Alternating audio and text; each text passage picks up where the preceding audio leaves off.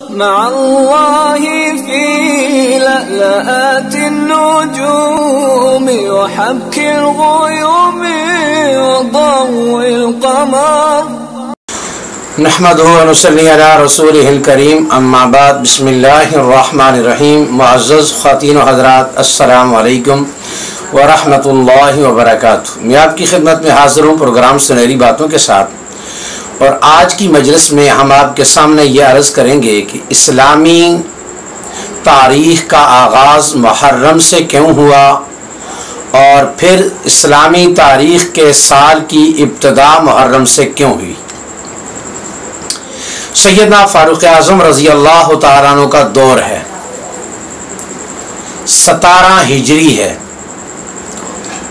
سیدنا فاروق اعظم رضی اللہ تعالیٰ عنہ مدینے میں بیٹھ کر 22 لاکھ مربع میل کے صوبوں کے گورنروں کو خطوط لکھا کرتے تھے، جن میں وہ اسلامی ہدایات اپنے گورنروں کو دیا کرتے تھے۔ اس دوران ابو موسیٰ اشعری رضی اللہ تعالیٰ عنہ کا خط آیا کہ امیر المومنین آپ کے خطوط ہمیں ملتے ہیں، ان میں اسلامی احکامات، اسلامی ہدایات اور ہماری رہنمائی ذکر ہوتی ہے، لیکن تاریخ اس کے اوپر رقم نہ ہونے کی وجہ سے ہمیں یہ نہیں پتہ چلتا بسا اوقات کہ پہلا خط کون سا آیا ہے اور بعد کا خط کون سا آیا ہے۔ اگر خطوط کے اوپر تاریخ درج ہو جائے گی تو اس سے ہمیں آپ کے احکامات پر عمل کرنے میں سہولت ہو جائے گی، اور جو خطوط آپ کے ہمارے پاس ذخیرہ ہو جائیں گے بعد میں ان سے رہنمائی لینی بھی آسان ہو جائے گی کہ یہ خط پہلے آیا ہے اور یہ خط بعد میں آیا ہے۔ سیدنا فاروق اعظم رضی اللہ تعالیٰ عنہ نے خط پڑھتے ہی فوراً شورا کا اجلاس بلا لیا۔ تمام شورا کے صحابہ کرام جمع ہو گئے اور ان کے سامنے سیدنا فاروق اعظم رضی اللہ تعالیٰ عنہ نے یہ مسئلہ رکھا کہ یوں اس طرح ابو موسیٰ اشعری رضی اللہ تعالیٰ عنہ کا خط آیا، اس میں اس بات کا مطالبہ ہے کہ خطوط کے اوپر تاریخ ہونی چاہیے اور خطوط کے اوپر سن بھی ہونی چاہیے، مہینے کا اندراج، مہینے کی تاریخ کا اندراج اور سال کا اندراج، یہ ضروری ہے۔ اب اس مشورے میں 4 باتیں سامنے آئیں۔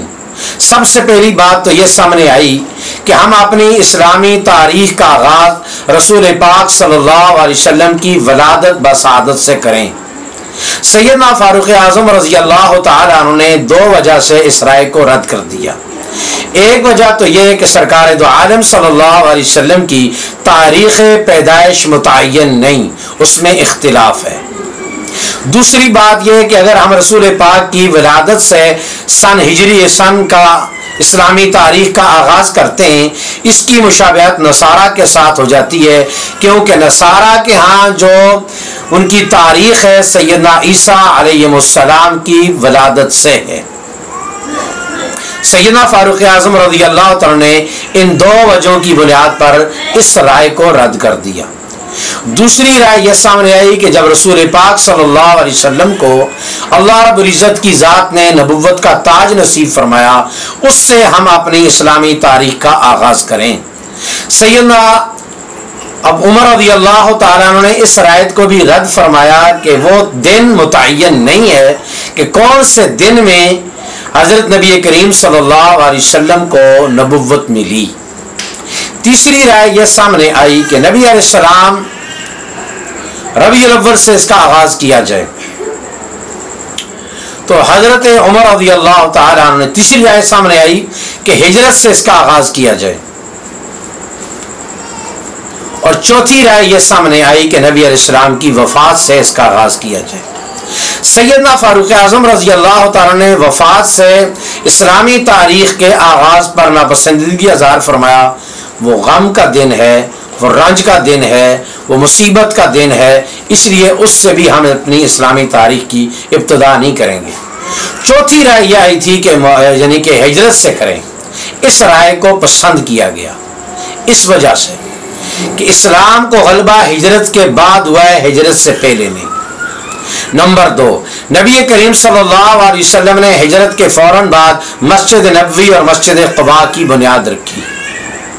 نمبر 3، ہجرت کے بعد نبی علیہ السلام نے مدینہ میں آ کر مواخات قائم کی جو اسلام کی بھائی چارے کی دنیا کی سب سے عالی مثال ہے۔ چوتھی وجہ کہ نبی کریم صلی اللہ علیہ وسلم نے ہجرت کے بعد ریاست مدینہ قائم کی اور اسلامی نظام قیامت تک کے لیے امت کے سامنے متعارف کروایا کہ یہ اسلامی نظام ہے۔ اس کی اور بھی بہت ساری وجہ تھیں، تو حضرت عمر رضی اللہ عنہ نے ہجرت سے آغاز کرنے کو پسند کیا۔ اب دوسرا سوال یہ تھا کہ سن تو ہجرت والی ہو جائے، لیکن آغاز تو ہجرت سے ہو جائے، لیکن اب سوال یہ ہے کہ کس مہینے کو پہلا مہینہ قرار دیا جائے۔ اس میں بھی 4 رائے سامنے آئیں۔ پہلی رائے یہ سامنے آئی کہ رجب کے مہینے سے آغاز کیا جائے۔ رجب سے ذوالحج تک 6 مہینے ہیں اور رجب چونکہ محترم مہینہ ہے۔